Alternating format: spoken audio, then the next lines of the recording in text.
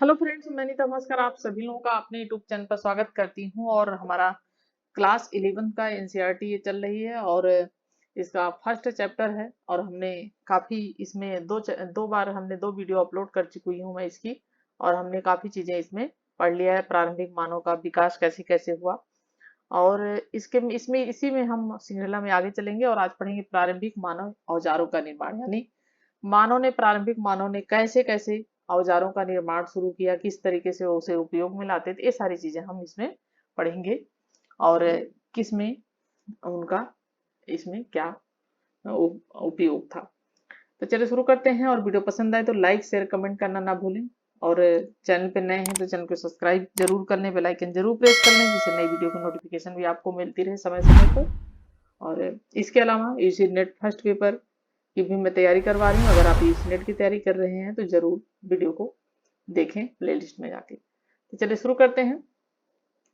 सर्वप्रथम यह याद रखना उपयोगी होगा कि औजारों का इस्तेमाल और औजार बनाने की क्रिया मानव तक ही सीमित है। तो पहली बात तो यह ध्यान रखें कि औजार कौन बना सकता है, सिर्फ मानव ही बना सकता है। उसका इस्तेमाल कौन कर सकता है, सिर्फ इंसान ही कर सकता है। पक्षी कुछ भी ऐसी चीज नहीं बनाते हैं, न ही वो उनका इस्तेमाल कर पाते हैं। हाँ, अपने आप को खाने पीने के लिए अपना प्रयत्न करते रहते हैं और वही सब भोजन प्राप्त करना और अपने आप को उसी में संघर्ष में सहायता करते हैं अपने आप के लिए। तो अपने आप को स्वच्छ और स्वस्थ बनाए रखने में, सामाजिक संघर्ष में सहायता देने के लिए उपयोगी होती हैं। इसी प्रकार कुछ चिंपैंजी भी अपने भरण पोषण के लिए जो औजार इस्तेमाल करते हैं उन्हें वह स्वयं बनाते हैं। हालांकि मनुष्य में औजार बनाने के लिए कुछ विशेषताएं हैं जो बानरों में नहीं पानी जाती हैं।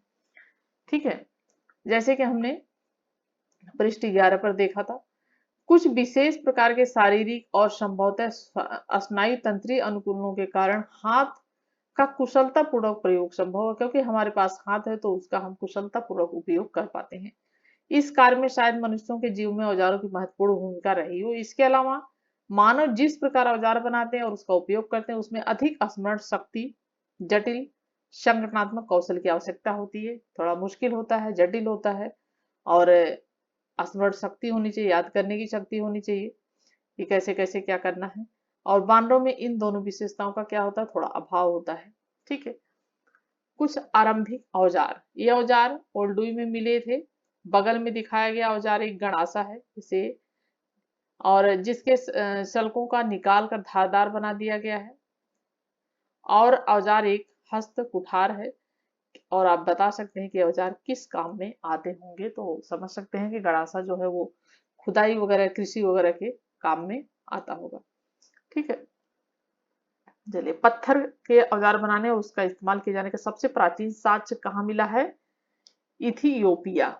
ठीक है, प्राचीन साक्ष्य इथियोपिया और केन्या के पुरा स्थलों से प्राप्त होता है। तो इंपॉर्टेंट पॉइंट है ये कि जो साक्ष्य मिले हैं कहाँ पे औजार बनाने के सबसे पहले प्राचीनतम, वो मिले हैं इथोपिया से। ठीक है, और यह संभव है कि ऑस्ट्रोलिपिथिकस ने सबसे पहले पत्थर के औजार बनाए थे। अन्य क्रियाकलापों की तरह औजार बनाने के बारे में हम यह नहीं जानते हैं कि यह काम पुरुष या स्त्री अथवा दोनों मिलकर किया करते थे। नहीं, यह तो नहीं कहा सकता कि पहले सिर्फ पुरुष ही ये काम करते थे और औरतें बिल्कुल नहीं करती थी। तो हो सकता है दोनों मिलकर भी करते हैं ये काम।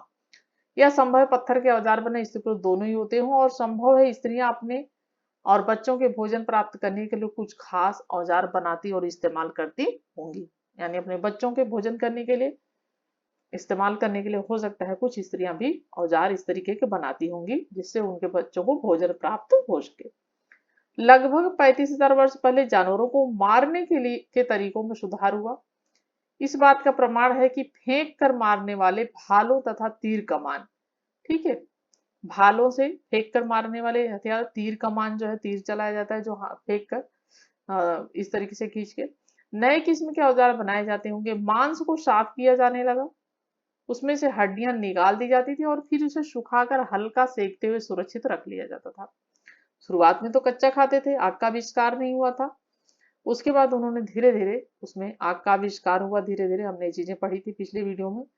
तो आविष्कार हुआ तो उन्होंने क्या किया कि धीरे धीरे उसे भूनने भी लगे, सेकने भी लगे और उसे साफ करने भी लगे। ठीक है। इस प्रकार सुरक्षित रखे खाद्य को बाद में जिससे क्या हुआ खाया जा सके।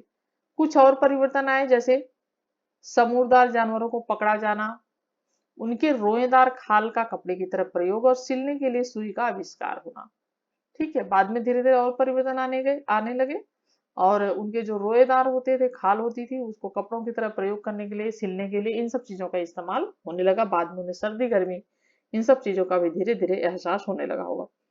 सिले हुए कपड़ों का सबसे पहला साक्ष्य 21,000 वर्ष पुराना है। सिले हुए कपड़ों का साक्ष्य कितना पुराना है? 21,000 वर्ष, ठीक है, पुराना है। छेनी या रुखानी जैसे छोटे छोटे औजार बनाने के लिए तकनीक शुरू हुई। इन नुकीले ब्लेडों से हड्डी, सींग, हाथी दांत, लकड़ी पर नक्काशी करना या कुदेरना अब संभव हो गया। ये जो नुकीले ब्लेड बनाए जाते थे, फिर इनसे हड्डी पर, सींग पर, हाथी दांत जो होता था, और लकड़ी पर क्या करने लगे? नक्काशी, ठीक है, उस पे कलाएं करने लगे। ये चित्र देख सकते हैं आप, एक भाला प्रक्षेपक यंत्र है। इसके हत्थे पर की गई नक्काशी को देखिए, जो ये नक्काशी है आप देख सकते हैं, डिजाइन है ये। भाला प्रक्षेपक यंत्र के प्रयोग से शिकारी अधिक लंबी दूरी तक भाला फेंकने में सफल हुए। क्या आप इस औजार का कोई और लाभकारी उपयोग बता सकते हैं? ये आप बताइए। ठीक है, तो इससे क्या हुआ कि कुरेदना, इन सब चीजों से इसमें संभव हो गया। कुदेरना, उस पे कुरेद कुरेद के यानी खुरच खुरच कर उस पे बनाना। ठीक है, डिजाइन। पंच ब्लेड तकलीफ, क, ख और ग है ये। ठीक है, इस तरीके से ये बनाई जाती थी चीजें। और क है, ये एक बड़े पत्थर के ऊपरी सिरे को पत्थर के हथौड़े की सहायता से हटाया जाता है, ये जो आप देखते हैं क। दूसरा ख, इसमें एक चपटी सतह तैयार हो जाती है। ठीक है, एक चपटी सतह तैयार हो जाती है जिसे प्रहार मंच यानी घन कहा जाता है। ग है, फिर इस पर हड्डी या सींग से बने हुए पंच और हथौड़े की सहायता से प्रहार किया जाता है।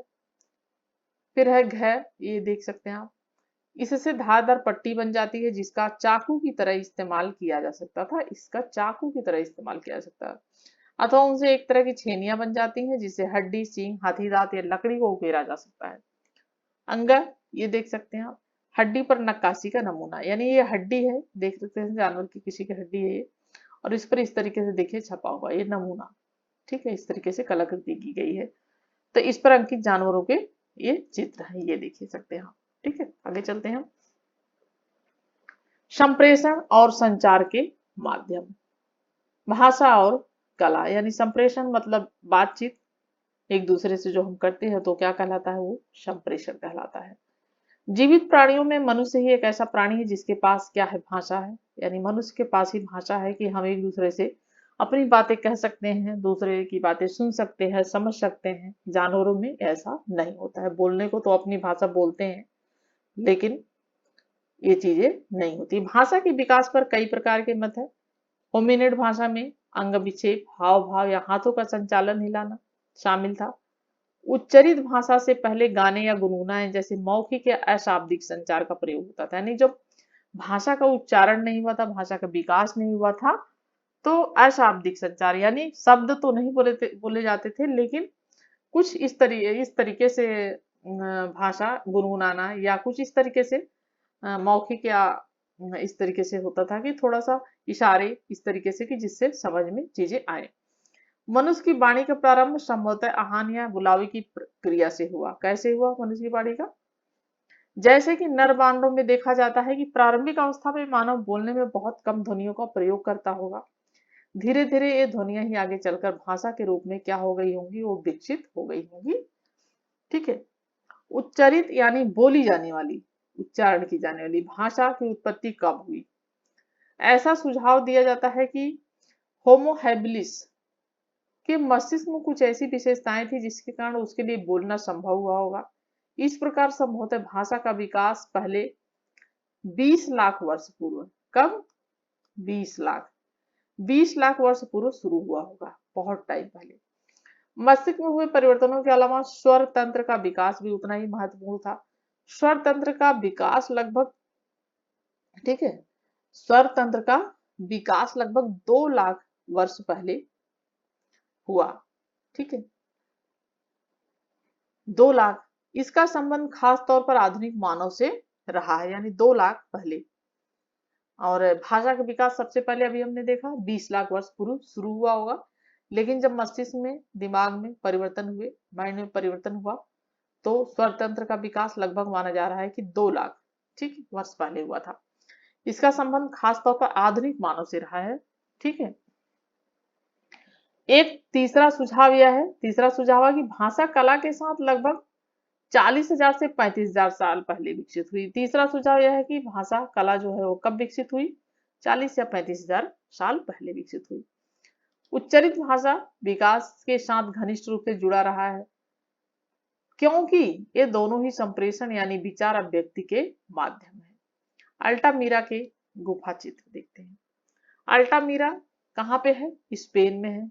मेन पॉइंट, स्पेन में स्थित क्या है, एक गुफा स्थल अल्टामीरा। अल्टामीरा की गुफा की छत पर बनी चित्रकारियों की ओर मार्सिलिनो सैंद दी शौतुला का ध्यान उसकी बेटी मारिया द्वारा नवंबर 1879 में दिलाया गया था। ठीक है, मार्सिलिनो एक अस्थायी भूस्वामी तथा शौकीन पुरातत्वविद थे, यानी पुरातत्वविद थे वो, और उनकी नन्ही सी लड़की गुफा में इधर उधर दौड़ और खेल रही थी।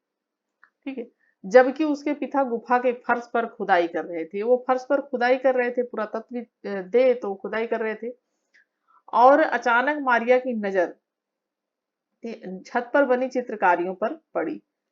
वह तुरंत चिल्ला उठी, पापा देखो बैल। ठीक है, एक बार तो उसके पिता ने बेटी की बात को हंसी में उड़ा दिया, पर तुरंत ही उन्हें एहसास हुआ कि छत पर सचमुच कुछ चित्रकारियां बनी हुई हैं, जिनमें रंग की बजाय किसी प्रकार की लेई यानी पेस्ट एक तरीके का इस्तेमाल किया गया है। फिर तो उसका मन उमंग से इतना भर उठा कि वह हतप्रभ हो गए, यानी आश्चर्यचकित हो गए, और अगले ही वर्ष उन्होंने एक पुस्तिका प्रकाशित की। लेकिन लगभग 2 दशकों तक उनकी खोज के निष्कर्षों को यूरोपीय पुरातत्वविदों ने इस आधार पर स्वीकार नहीं किया, यानी 2 दशकों तक, यानी 20 साल तक, ये चित्रकारियां इतनी ज्यादा अच्छी हैं कि ये उतनी प्राचीन नहीं हो सकती, यानी उस पर उन लोगों ने विश्वास नहीं किया। ये चित्रकारियां जो है ये इस तरह आप देख सकते हैं, ये चित्र बना हुआ है बैल का। ठीक है, तो ये आप देख सकते हैं यहाँ पे। तो ये इस पर लेकिन विश्वास नहीं किया यूरोपियों ने कि ये जो है इतनी ये पुरानी चित्रकारी हो सकती है। ठीक है, चलिए नेक्स्ट, फ्रांस में स्थित लेस कॉक्स और सोवे की गुफाओं में और स्पेन में स्थित अल्टामीरा, भी हमने अल्टामीरा गुफा के बारे में बात की थी, जानवरों की सैकड़ों चित्रकारियां पाई गई हैं। तो फ्रांस में स्थित कौन सा स्थान है, लेस कॉक्स, जो 30,000 से 12,000 साल पहले के बीच में कभी बनाई गई।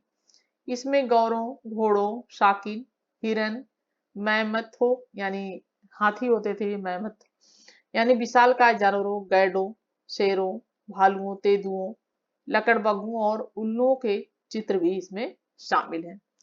इन चित्रों पर जितने उत्तर नहीं दिए गए हैं, उससे कहीं अधिक प्रश्न उठाए गए हैं। यानी उदाहरण स्वरूप इन गुफाओं के कुछ हिस्सों में चित्र क्यों हैं, जबकि अन्य हिस्सों में नहीं है। कुछ खास जानवरों को ही चित्रित क्यों किया गया है, दूसरे जानवरों को क्यों नहीं।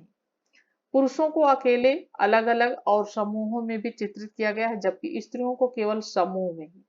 यानी पुरुषों को क्या किया गया है, अकेले में और अलग अलग भी उनका चित्रण किया गया है। लेकिन औरतों को किया गया है, जब औरतों का चित्रण किया गया तो उनका समूह में, यानी बहुत सारे लोगों को एक साथ। केवल पुरुषों को ही जानवरों के साथ चित्रित किया, ये मेन पॉइंट, केवल पुरुषों को ही जानवरों के साथ चित्रण उनका किया गया, स्त्रियों को कभी नहीं। क्यों? जानवरों के समूहों को गुफाओं के उन भागों में क्यों चित्रित किया गया जहां आवाज अच्छी तरह पहुंचती थी। यानी जानवरों के जो समूह थे उन गुफाओं के भागों में क्यों चित्रित किए जहां पे आवाज भी पहुंच जाती थी। इन प्रश्नों के अनेक स्पष्टीकरण दिए गए हैं।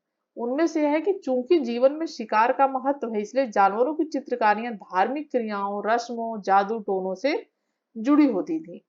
शायद चित्रकारी इसलिए की जाती थी कि ऐसा रस्म अदा करने से शिकार करने में सफलता मिले। दूसरा स्पष्टीकरण यह दिया गया कि शायद ये गुफाएं संगम स्थल थीं, जहां लोगों के छोटे छोटे समूह मिलते थे, यानी एक तरीके से संगम था जहाँ पे लोगों के ये गुफाएं थी, तो इसमें लोगों का समूह इकट्ठा होता था और इकट्ठे होकर इस सामूहिक क्रियाकलाप संपन्न करते थे। और हो सकता है वहां ये समूह मिलकर शिकार की योजना बनाते हो अथवा शिकार के तरीकों एवं तकनीकी पर एक दूसरे से क्या करते हो, विचार विमर्श या चर्चा करते हो। और ये चित्रकारियां आगे आने वाली पीढ़ियों को इन तकनीकों की जानकारी देने के लिए क्या की गई हो, उत्कृत की गई हो, यानी उकेरी गई हो। ठीक है। आदिकालीन समाजों के बारे में ऊपर जो विवरण दिया गया है वह अधिकतर पुरातत्वविद साक्ष्य पर आधारित है। ठीक है, जो पुरातत्विक साक्ष्य है उसी पर आधारित है, जब भी उनके बारे में जानने के लिए बहुत कुछ अभी भी बचा हुआ है। ठीक है, जैसा कि इस अध्याय के प्रारंभ में कहा गया था कि शिकार करने वाले, खाद्य सामग्री तलाशने वाले, बटोरने वाले समाज आज भी मौजूद हैं। क्या आज के शिकारी संग्राहकों के जीवन से पुराने समाजों के बारे में कुछ जाना सीखा जा सकता है? इसी प्रश्न पर हम अगले अनुभाग में क्या करेंगे, चर्चा अब हम करेंगे। ठीक है। अफ्रीका में शिकारी संग्राहकों के साथ प्रारंभिक संपर्क। फ्रेंड्स, जो भी मेन पॉइंट है उसे जरूर एक रजिस्टर पे नोट करते रहे। जैसे अल्टामीरा, ये सब चीजें हैं, वहां पे किसकी चित्रकारियां मिली और किसके चित्र उकेर गए, पुरातत्वविद कौन थे जो खुदाई कर रहे थे, ये सब बहुत मेन पॉइंट है। और आर्ट वगैरह का अगर आप टीजीटी से, पीजीटी से एग्जाम देना चाहते हैं तो उन सब के लिए बहुत ही महत्वपूर्ण है, बाकी हिस्ट्री के लिए तो है ही।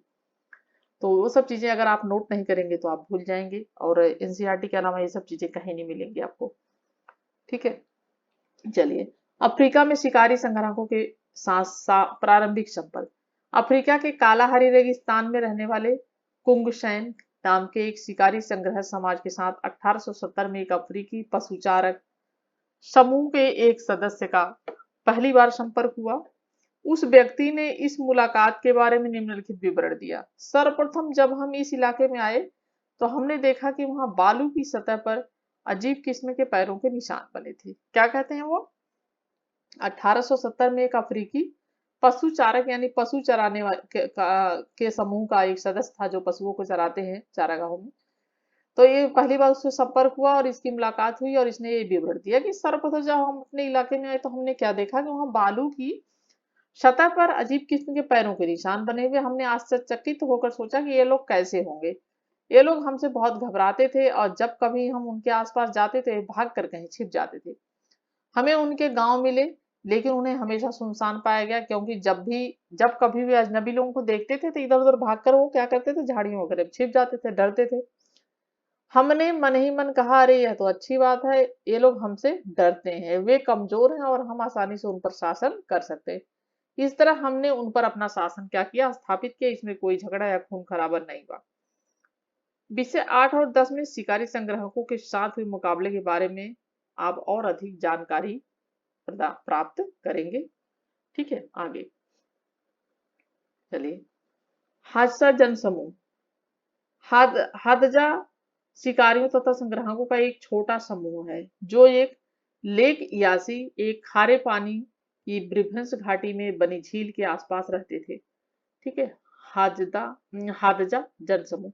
पूर्वी हादजा का इलाका सूखा और चट्टानी है जहां घास यानी सवाना, कांटेदार झाड़ियां और एकासियों के पेड़ों की बहुतायत है, लेकिन यहाँ जंगली खाद्य वस्तुएं भरपूर मात्रा में मिलती हैं। 20वीं शताब्दी के शुरू में यहाँ भांति भांति के जानवरों की बेशुमार संख्या थी। यहाँ के बड़े जानवरों में हाथी, गैंडे, भैंसे, जिराफ, जेब्रा, वाटरबग, हिरण, चिंकारा, खागदार, जंगली सुअर, बबून, बंदर, शेर, तेंदुए और लकड़बग्गे जितने आम है उतने ही आम छोटे जानवरों में शाही मछली और खरगोश, गीदड़, कछुए और अनेक प्रकार के जानवर हैं।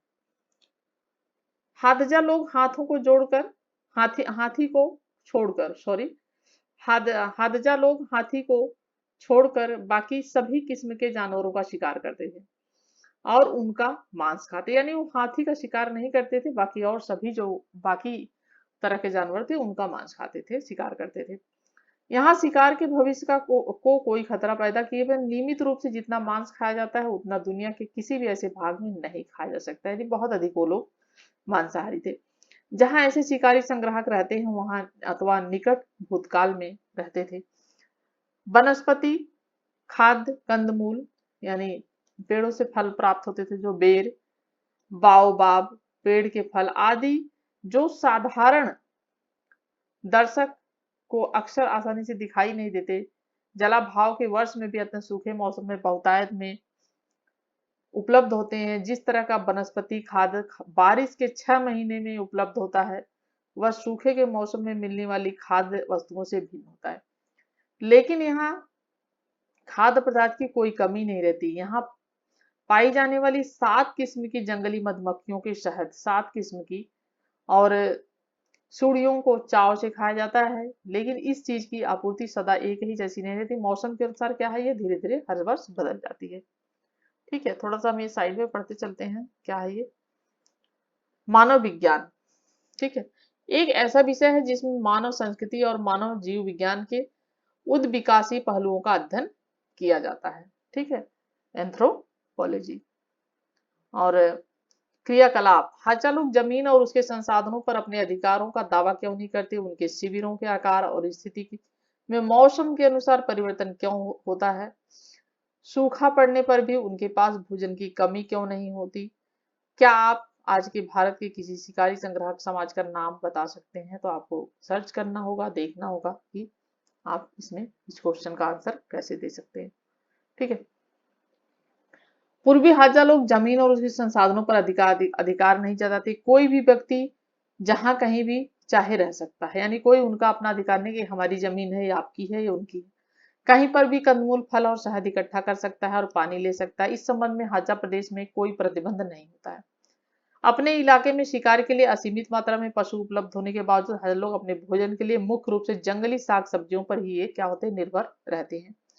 संभवतः उनके भोजन का 80% तक भाग मुख्य रूप से वनस्पति जन्य होता है और शेष 20% भाग मांस और शहद से पूरा किया जाता है। ठीक है, नमी के मौसम में हाजा लोगों के शिविर आमतौर पर छोटे और दूर दूर तक फैले हुए होते हैं। सूखे के मौसम में पानी के स्रोतों के आसपास बड़े और घने बसे होते हैं। सूखे के समय में वो उनके यहाँ भोजन की कोई कमी नहीं रहती। मानव विज्ञानी जेम्स वुडबर्न द्वारा 1960 में दिया गया यह विवरण है। ठीक है, शिकारी संग्राहक समाज वर्तमान से अतीत की ओर। जैसे जैसे मानव विज्ञानियों द्वारा किए गए अध्ययनों के माध्यम से आज के शिकारी संग्राहकों के बारे में हमारा ज्ञान बढ़ा, हमारे सामने यह प्रश्न उपस्थित हुआ कि क्या वर्तमान शिकारी संग्राहक समाजों के बारे में प्राप्त जानकारी का उपयोग सुदूर अतीत के मानव के जीवन को पुनर्निर्मित करने में किया जा सकता है? इस मुद्दे पर इस समय दो परस्पर विरोधी विचारधाराएं चल रही हैं। एक और विद्वानों का एक ऐसा वर्ग है जिन्होंने आज के शिकारी संग्राहक समाजों से प्राप्त विशिष्ट तथ्यों तथा आंकड़े जो हैं सीधे उनके साथ अतीत पुरातत्व अवशेषों की व्याख्या करने के लिए उपयोग कर लिया। उदाहरण के लिए कुछ पुरातत्वविद जो है उनका क्या कहना है कि 20 लाख साल पहले के होमिनिड स्थल जो तुर्काना झील के किनारे स्थित है, संभवतः आदिकालीन मानवों के शिविर या निवास स्थान थे जहां वे सूखे के मौसम में आकर रहते थे। ऐसे ही पद्धति वर्तमान हाजा और कुंग सेन समाजों में पाई जाती है। ठीक है, समकालीन संजाति वृत्त समकालीन निजाति समूहों का विश्लेषणात्मक अध्ययन होता है। इसमें उनके रहन सहन, खान पान, आजीविका के साधन यानी जीविका के लिए जो भी साधन होते हैं, प्रौद्योगिकी आदि की जांच की जाती है। स्त्री पुरुष की भूमिका, कर्मकांड, रीति रिवाज, राजनीतिक संस्थाओं और सामाजिक रूढ़ियों का अध्ययन क्या किया जाता है, किया जाता है इस तरीके से जो है एंथ्रोग्राफी में। दूसरी ओर कुछ ऐसे विद्वान हैं जो यह महसूस करते हैं कि संजाति वृत्त संबंधी तथ्यों और आंकड़ों का उपयोग अतीत के समाजों को समझने के लिए नहीं किया जा सकता, क्योंकि दोनों ये चीजें एक दूसरे से क्या है, बिल्कुल भिन्न है। उदाहरण के लिए मान सकते हैं कि आज के शिकारी संग्राहक समाज शिकार और संग्रहण के साथ साथ कई आर्थिक क्रियाकलापों में क्या है, वो लगे रहते हैं। जैसे जंगलों में पाई जाने वाली छोटी छोटी चीजों का विनिमय और या व्यापार करना, अथवा पड़ोस के किसानों के खेतों में मजदूरी करना। इसके अलावा ये समाज भौगोलिक, राजनीतिक और सामाजिक यानी सभी दृष्टियों से हाशिए पर है। वे जिन परिस्थितियों में रहते हैं वह आरंभिक मानव की अवस्था से क्या है, बहुत ही भिन्न है, यानी पहले की तुलना में काफी अंतर है। एक अन्य समस्या है कि आज के शिकारी संग्राहक समाज भी आपस में बहुत भिन्नता है। कई मुद्दों पर तो परस्पर विरोधी तथ्य दिखाई देते हैं, जैसे वे सब समाज और संग्राहक शिकारी संग्राहक को अलग अलग महत्व देते हैं। उनके आधार भिन्न भिन्न यानी छोटे बड़े होते हैं और उनकी गतिविधियों में भी अंतर पाया जाता है। भोजन प्राप्त करने के मामलों में श्रम विभाजन को लेकर कोई भी आप सहमति नहीं है। यद्यपि आज भी अधिकतर स्त्रियां ही खाने पीने की सामग्री जुटाने का काम करती हैं और पुरुष शिकार करते हैं, लेकिन ऐसे समाजों के भी उदाहरण मिलेंगे जहां स्त्रियां और पुरुष दोनों ही शिकार और संग्रहण यानी इकट्ठा करते हैं और औजार बनाने का भी वो काम करते हैं। स्थितियां जो भी हो, इस बात से इनकार नहीं किया सकता कि ऐसे समाजों में स्त्रियां भी भोजन जुटाने में अपना महत्वपूर्ण योगदान देती हैं। संभवतः इसी बात से यह सुनिश्चित होता है कि आज के शिकारी संग्राहक समाजों में स्त्री पुरुष दोनों की भूमिका अपेक्षाकृत एक समान ही होती है। यद्यपि इसमें समाजों के अंदर कुछ अंतर है। वर्तमान स्थिति ऐसी होने पर अतीत के बारे में कोई निष्कर्ष निकालना कठिन कहा जा सकता है। ठीक है, अतीत के बारे में क्योंकि बहुत ही ज्यादा निष्कर्ष नहीं निकाला सकता। क्रियाकलाप चार, आप क्या सोचते हैं? प्राचीनतम मानव समाजों को जीवन के बारे में जानने के लिए साइंस संबंधी सिद्धांतों का इस्तेमाल करना कितना उपयोगी है अथवा अनुपयोगी है, इस बारे में आप जो है सर्च करिए, देखिए। विश्व इतिहास के कुछ विषय में नेक्स्ट पॉइंट हम पढ़ेंगे, हमारा टॉपिक होगा उपसंहार। ठीक है, और नेक्स्ट वीडियो में यहाँ से शुरू करते हैं और आशा करती हूँ वीडियो जरूर पसंद आई होगी, आपके लिए उपयोगी आपके लिए सिद्ध होगी। और अगर आप चैनल पर नए हैं तो चैनल को सब्सक्राइब करना ना भूलें और जरूर वीडियो को लाइक शेयर और कमेंट करें। Thank you for watching video.